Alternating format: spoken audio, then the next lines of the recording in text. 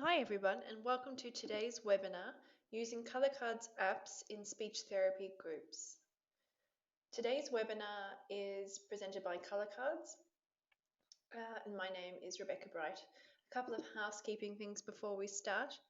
Today's webinar is in listen only mode, so if you have any questions, please type them in the chat box below. I'll do my best to answer them as we go or at the end of the presentation. First of all, can I just check that everybody can hear me okay? If you can you just type in the message bar in the chat window, please?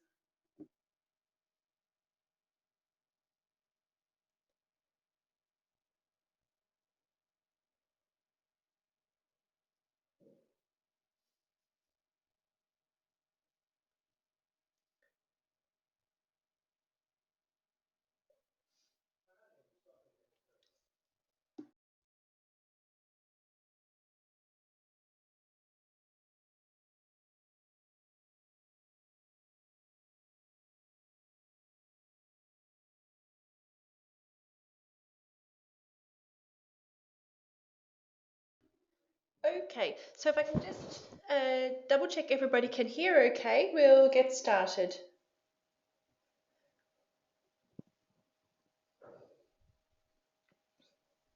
Okay, so let's begin. As I said, welcome to today's webinar. We're looking at how we can use ColorCards apps within speech therapy groups.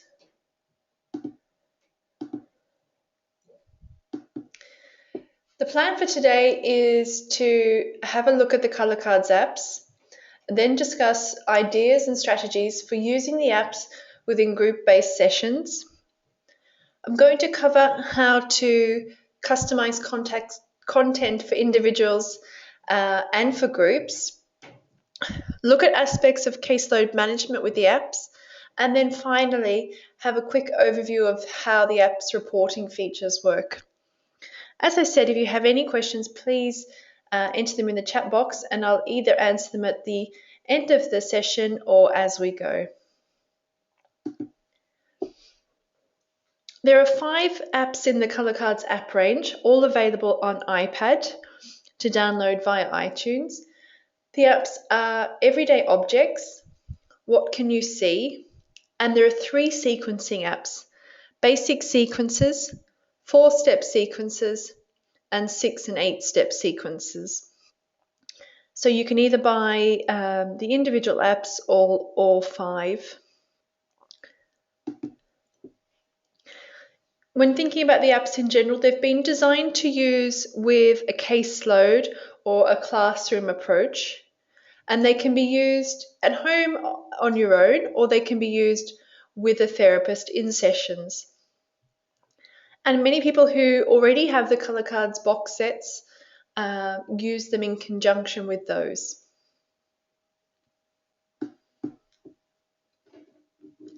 So let's have a think about some of the ideas for using the apps in group-based sessions. These are just a few examples, and I'm sure you'll have plenty of ideas yourself. The first app I'm going to think about is What Can You See? What Can You See is a lovely app where you gradually reveal a picture hidden behind a flipboard. In the original box set, it's a paper-based book where you flip over the pages. So you can imagine the same concept within the app. A really nice game or activity for the classroom or for a group is a pass it type game where you pass the iPad from student to student, and with each tap more of the image is revealed. So the challenge is for the students in the group to name or describe the picture that they're seeing with the limited information that they have in front of them. So they've got to try to guess what it is and then move on to the next picture. So that's a really great activity you can do. Another nice group-based session is updating and customizing the content to use for articulation or phonology games. And I feel you can do that really nicely with What Can You See? So again, the same sort of pass it game where you might have pictures of items in the classroom or fun things that the children like.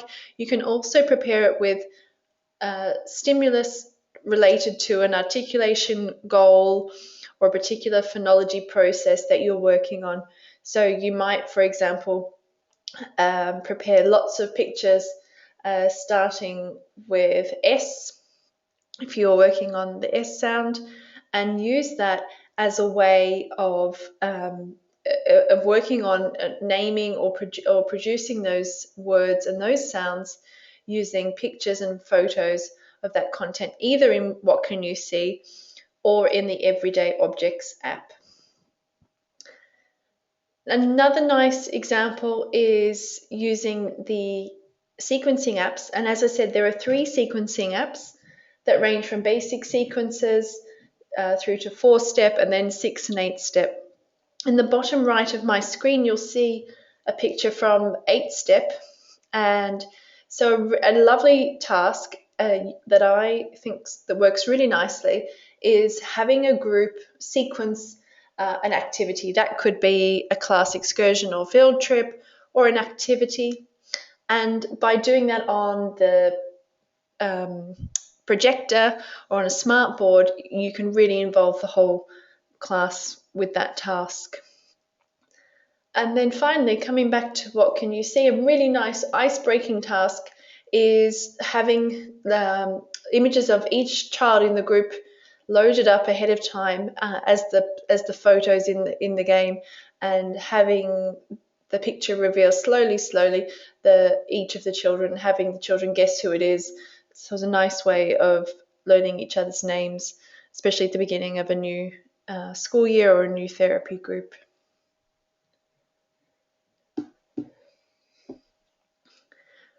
Everyday Objects is one of the apps, and it involves a number of games that you can use using familiar photos. The app comes preloaded with an image library, but just like the other apps, you can add your own photos. So you can present each of the images one by one, and this works nicely for quiz type games. So you might have divide the group into 2 and then show an image one by one and have them name it, describe it, act it out, write down the word. You can do lots of things and use the photos in the app as the material for your quiz. Coming back to the sequences apps, and in the bottom left corner you can see one of the images there. There's a really nice mode called prediction or predicting, and that allows you to see either step by step or in its entirety a 4, 5, or 6 or 7 step sequence, and you're prompted to guess what happens next. So you can see what happens, and then there's the last step is a bit of a mystery, and the child or the group is asked to decide what happens next. So this is lovely for working on lots of language goals within a group setting, encouraging conversation, encouraging sharing of ideas between group members. And indeed, the sequencing apps in general are great for having the group work on narrative, story language, story grammar, by seeing pictures from a story or a sequence step by step and having them describe each of the aspects in the picture. And then the final idea is thinking about using either What Can You See or Everyday Objects. Both apps would work in this case nicely for a barrier game style approach, where you held the iPad up and one child could see it and then the other children weren't able to see, and they would describe what they were looking at and have the other children guess what that was. So just some examples of how you can use the apps in group-based sessions, but I'm sure you can probably think of lots of other examples as well. So now on to thinking about some strategies or some tips that relate particularly to using the app in group-based sessions. One of the opportunities is to set up the each of the apps in guest mode, so as not to assign it to a particular child and to use it that way. That way you won't be storing results from the mix of each child that's involved in the group. Another suggestion is that I hinted at before was to share the app on a big screen. So for example, on a smart board or on a TV, and you can do that really easily by just using the regular USB cable that comes with the device, and by using it with an AV or HDMI adapter depending on your particular screen.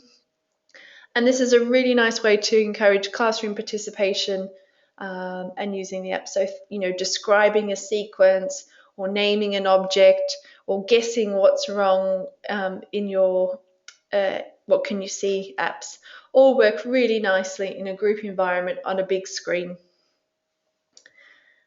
So that's how you can sort of use one iPad on a big screen, but you can also, I think, use one iPad and pass it between students in a group. And I think this is a really nice way for working on turn-taking skills and having the child pass the iPad to the next child. That in itself might be your goal, where you have the shared responsibility for passing it between one child to the next. Some people also use the iPad, and you could use any of the ColorCards games as a reinforcement or a reward task during the group or at the end of a group session perhaps. And you can see in the picture there's an example of setting up the iPad on a big screen. A couple of other strategies and tips. One is to use the recording feature that's available in the app to record and capture the spoken output from either one child or all of the children. And the nice thing about the app is that you can go back and listen to that later. So, sometimes a group session can feel a little hectic, or you can struggle to capture what particular students said, or you might miss things. So the nice thing is that you can go back and listen to the audio and you can match it to what was on the screen at the time. So for example, if you're on a sequencing screen at the predicting game, perhaps you could go back and listen to how the particular students problem solved or predicted what was going to happen next. Things to think about, there are lots of settings in the app, so you need to consider whether you want to turn on or off the spoken instruction that comes with the app. You can keep the animation on or turn that off, and there are different levels of feedback, visual feedback for when people get tasks right or wrong as well. So all of those things need to be considered before you start your group. I'm going to go through the steps that you need to take in all of the apps, that's each of the 5 apps, as to how you add new content. The settings, and these are just the steps, and you'll see it shortly on the screen, but I'm going to just go through the steps and then we'll see it. So you go to the settings section in the app, then move to activity setup, then game setup, and then you tap on an icon in the top right hand corner to add a new content. Now this is where you can either take a photo using the camera on your iDevice or use an image already on your iPad, and you can name that, and then you allocate it to easy, medium or hard. So here you can see I'm going to add a card to this particular app. This is what can you see. So I want to add a picture of the bananas. I can type in the label, and then I need to either capture from the camera or take from the photo gallery on the iPad itself. I'm going to move on to how to do the reporting in a second, but just leave you on this screen for a second while we talk about the fact that you can customize the content in each of the apps. So that includes the sequencing apps. So you can take photos or upload images for that task as well. It doesn't just have to be for the customizing the content for everyday objects or what can you see. Each of the apps has a reporting feature in it, and this is identical across the apps, which is great because you've got a very consistent approach. The app measures accuracy based on the automatic recognizing of what's happening on the screen or what the child selects, for example. But it also allows the therapist or the teacher to overwrite the response and indicate whether that was correct or incorrect. So each screen has a section on it where it says correct, correct with help, or incorrect. So the teacher or the therapist can tap on those to indicate how the child's response. So this is important for tasks like naming, where the response is verbal and the app won't know whether it was right or wrong. The therapist can indicate whether it was right, and importantly, whether they needed help. So that information all gets collected on each task and will be represented in the reporting feature. Each of the apps has the same tool, and it keeps the data between each session. So here's an example where this little girl has done 3 sessions, and we can see her accuracy across the 3 sessions, and we can also see the time that she's spent, the total number of cards or activities that she's completed, and you can see in the pie chart the tasks that were correct, correct with help, and those that were incorrect.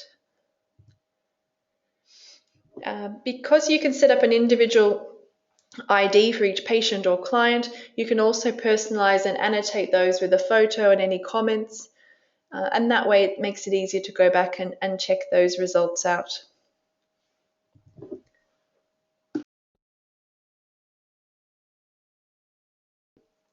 Here you can see the different layers of the report. Like before, you could see progress over time with the bars showing you accuracy in each of the sessions, and the red line that runs across that graph shows you the time spent. And then down in the bottom of that first report, you can see the total time spent. The next one over tells you the total number of cards, and then you have that pie graph again, which is percentage correct and percentage with help. In this case, the student didn't get any incorrect. The next screen that you see in the middle, it shows you the different sessions that go up to comprise that graph on the left. So I can tap on those and drill down and get more information. That all gets saved. So it's often nice to go back and reflect or listen to the speech samples that get saved with each of the tasks to review those, and you can go back and write notes. So the screen on the right shows you the task level information, including the pictures that were used, so you can really get an idea about where things went well or where they were difficult, the specific content that the child was working on, and you can make notes on those. So you've got different levels of detail in reports. They can all be exported as an email, as a PDF, so you can save those or share those with parents, which is a really handy tool.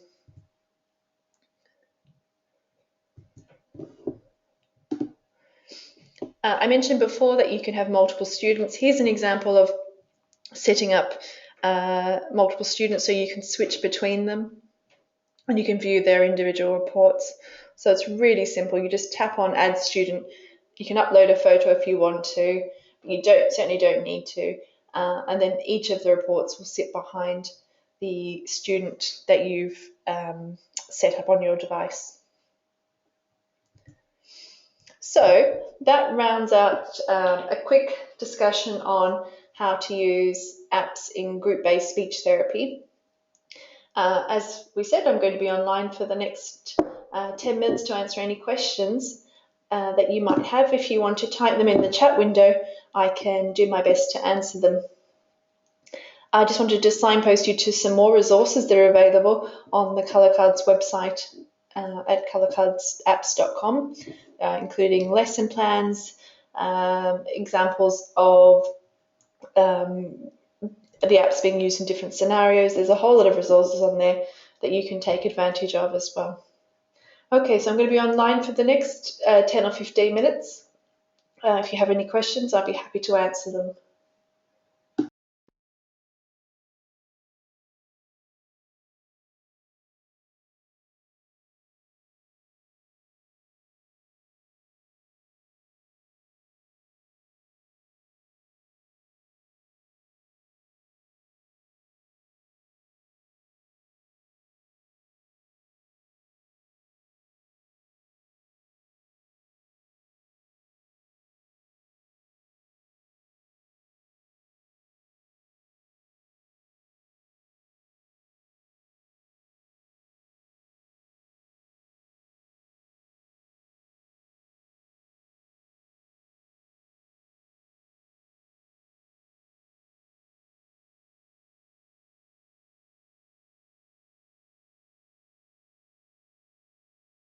Okay, so a question about whether the apps allow you to input the amount of minutes or time supporting pupils.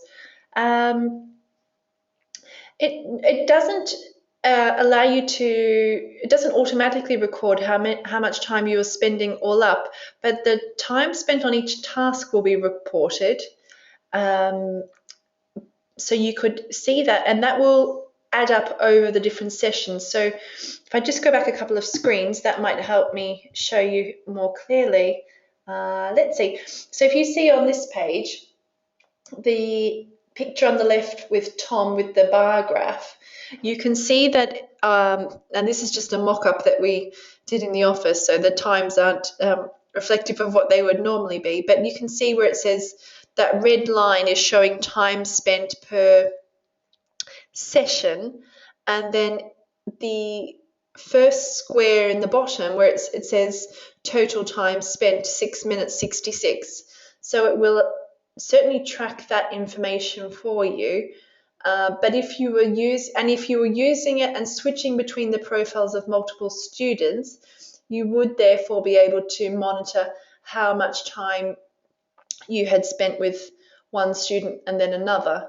To do that, you would need to make sure you'd created the multiple profiles of the students, set up activities for each of them individually, and then switch through.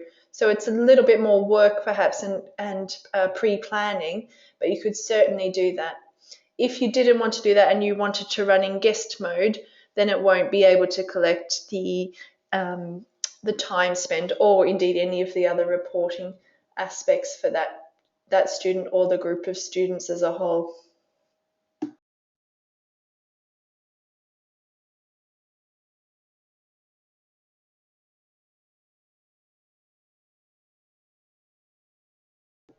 Okay, another question. So does group data allow you to compare groups such as gender, EAL, age groups? No, I mean, at the moment, the app stores everything locally and related to the individual child. So you wouldn't be able to compare between students automatically, and therefore not between groups or anything more than that.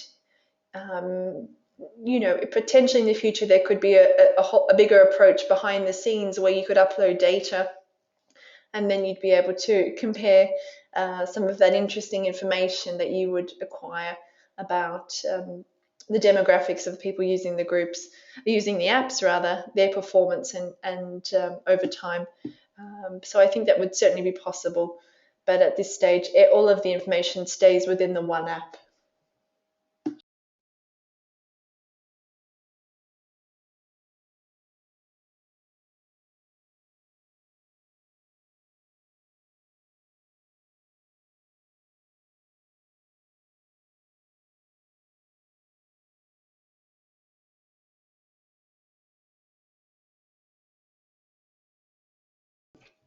I'll be online for a couple more minutes if there's any more questions.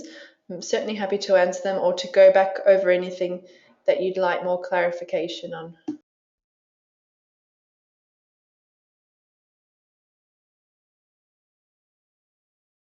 Another question is, can data be accessed from different iPads, or would it have to be, would the data be accessed on the iPad that the student had used? Yes, it's the latter. So the information stays on the device. You can share the data out by sending a PDF in an email, but at the moment the apps are set up so that all of the reporting stays within the individual app.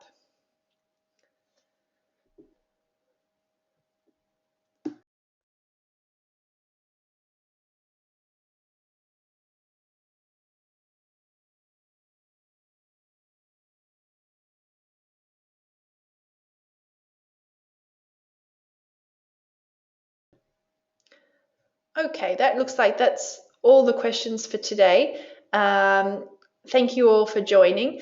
Just bear in mind that the ColorCards apps are on sale at the moment at $1.99 or £1.49, so please take advantage of that special offer.